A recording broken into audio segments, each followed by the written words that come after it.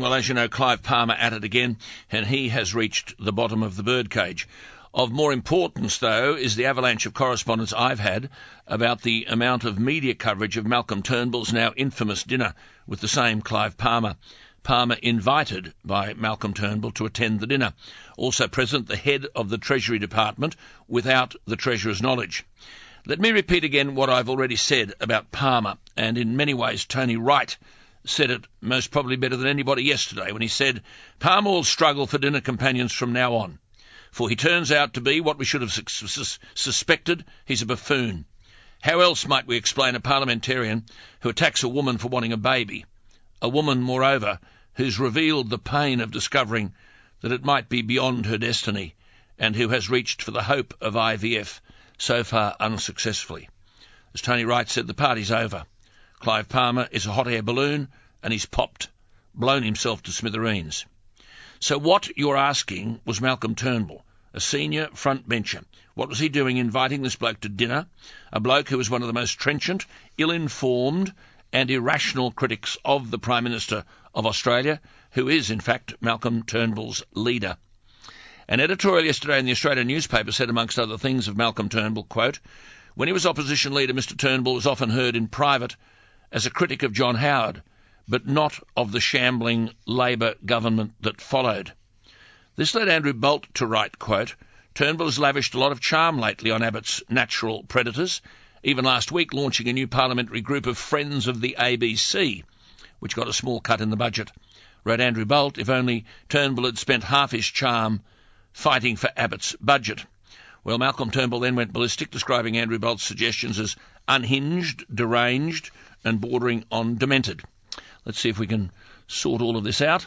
And Malcom Turnbull's on the line. Malcom Turnbull, good morning. Good morning. Thank you for your time. Can I begin by asking you if you could say after me this? As a senior member of the Abbott government, I want to say here I am totally supportive of the Abbott hockey strategy for budget repair. Alan, I'm not going to take dictation from you. I am a cabinet minister. I support unreservedly and wholeheartedly every element in the budget, every single one. So you're totally supportive of the Medicare co-payment? I support every element, of course, including the Medicare co-payment. Do you want to go through the whole... You're totally supportive of the increase in the fuel excise? Let's go through it. I support the reprioritised funding of official development assistance. I support them introducing co-payments for general practitioner, pathology and diagnostic imaging services in the Medicare benefit schedule. I support the reforms to higher education. I support the change to family payment reform. Do you want me just to read through the whole budget? No, you're sounding very nervous, Malcom. No, Alan, Why are you nervous? I'm not nervous. You're angry, Malcom? Alan, we had a yarn last night, Malcom, did. I should tell my listeners, and I told Malcom I'd ask him the first three questions. He now is very well prepared, and I'm grateful for that preparation. But, Malcom, I've coached Australia in rugby. If one of my players on the eve of the rugby test was seen socialising, having dinner, privately inviting a member of the All Blacks on the eve of a major test match, the player would be sent home, Malcom. Well, Alan, this is not football. Oh. I see. We are not playing football. You're having dinner with Palmer. You're happy to acknowledge him as a friend. This is the same man who's flaunted his contempt for Abbott, your leader, accused Abbott of lying, Abbott's your leader, has told Abbott to give himself an uppercut, Abbott's your leader, called Abbott a lightweight, Abbott's your leader, called him WTF, worse than Fraser, Abbott's your leader, and Senator-elect Jackie Lambie has called Abbott psychopathic, and Palmer opposes everything controversial in Abbott's budget, and you invite the bloke to dinner. Well, Alan, let me tell you something. We can't get anything through the Senate after July 1, unless we get Labor and the Greens to vote for it, without the support of Palmer's group. So all of those things are true that you've quoted him as saying, and they're all bad, and I reject all of them. But the fact of the matter is, this business, as John Howard said, is governed by the iron laws of arithmetic, and we need his support. We need to be engaged. You can't get around that. He will have, after July 1, this group of 4 senators, all of whom have been constitutionally elected and all of whom have a vote. Did Abbott, your leader, indicate in a party room that meetings with Palmer were to be coordinated by Abetz and Pine? Were Abetz and Pine aware that you were meeting with Palmer? Was your leader aware you were meeting with Palmer? Was Hockey aware you were meeting with the head of Treasury? The answer, Alan, to your question is that there is no, as Tony Abbott has made quite clear, by the way, there is no restriction or limitation on me or anybody else meeting with crossbenchers.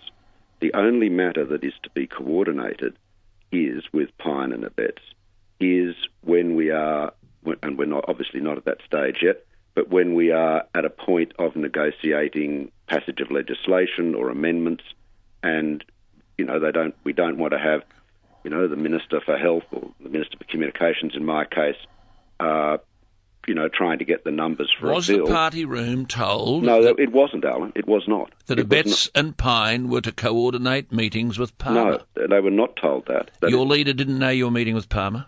Well, he didn't. He didn't, and nor did he need to. And the fact of the matter is, meetings happen here in Canberra. I spoke to your leader after that, and he was very generous about you. He said, Alan, they would have just bumped into one another.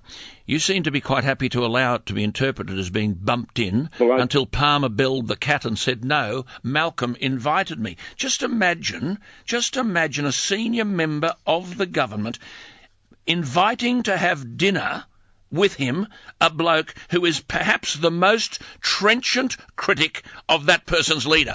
Did you raise all of these issues with Palmer at dinner? Did you challenge him about being economically illiterate in terms of the things that he was opposing? Did you defend Tony Abbott to Palmer? There's no challenge to his leadership. They're suggesting, Malcolm, precisely because you have no hope ever of being the leader. You've got to get that into your head. No hope ever. But because of that, you're happy to chuck a few bombs around that might blow up Abbott a bit. That's what they're saying. Oh, so we're the bomb throwers. Bolt says today Turnbull should run a mile from Palmer, the most dangerous politician in Parliament, an erratic populist, preaching voodoo economics, blackmailing the government, vilifying a Liberal staffer, and using his status as one of Australia's richest people to influence others. How could anyone possibly argue with that observation? So Tony Abbott pulled you in and said, Malcolm, go and have a yarn with Palmer. I say, no. Well, I would have thought that in such a controversial environment, you would discuss this with your leader. He is your leader, you know. This is the way teams work, Malcolm. You're not much good at teams. I mean, in 2009, you were the leader. Godwin Gretsch told you he'd found an email proving the then Prime Minister Kevin Rudd was corrupt, arranging a grant for a donor mate. Gretsch had forged the email and later checked himself in for psychiatric care. You're supposed to be one of these forensic lawyers, evidentiary proof, habeas corpus, must produce the body. No. Malcom Turnbull's judgment was you swallowed it hook, line and sinker. I'm putting it to you that your judgment is just as flawed here in choosing to have dinner with a bloke who is the most trenchant critic of the government and standing in the way of the kind of budget repair that your government wants. You've got a few sensitive nerves there, Malcolm. Alan, the problem with you is you like dishing it out, but you don't like taking it. I'm ready to take it. Dish it out. Away you go. Okay. Do your best. I'm saying to you that your best. You have been promoting the impression that there is disunity in the government, and you have been promoting the impression that I'm after Tony Abbott's job. No, I've told you not after Tony Abbott's job. You've got not a hope in hell of getting Tony Abbott's job. That's not my case. My case that's Andrew Bolt's case. No, I don't think it's Andrew Bolt's case. I'm simply saying if you are loyal to your leader and to the government, you will work with that government to decide on the appropriate strategy of dealing with the crossbenchers. That will be a government approach. You are seen by people who are loyal to the Liberal Party and loyal to the government, breaking bread with Palmer, and they say, here's Malcolm. And Alan, you are seen by people who are loyal to the Liberal Party as undermining Tony Abbott's government at a time when we are trying to sell a very difficult budget because it's got some tough measures in it. And we need to have those tough measures because we have to fix the financial mess the Labor Party left us. And so we are all working very hard to sell that budget and explain it. It's not selling the budget's probably not the right term, but explaining why we've got to do it, and we're working very hard to do that.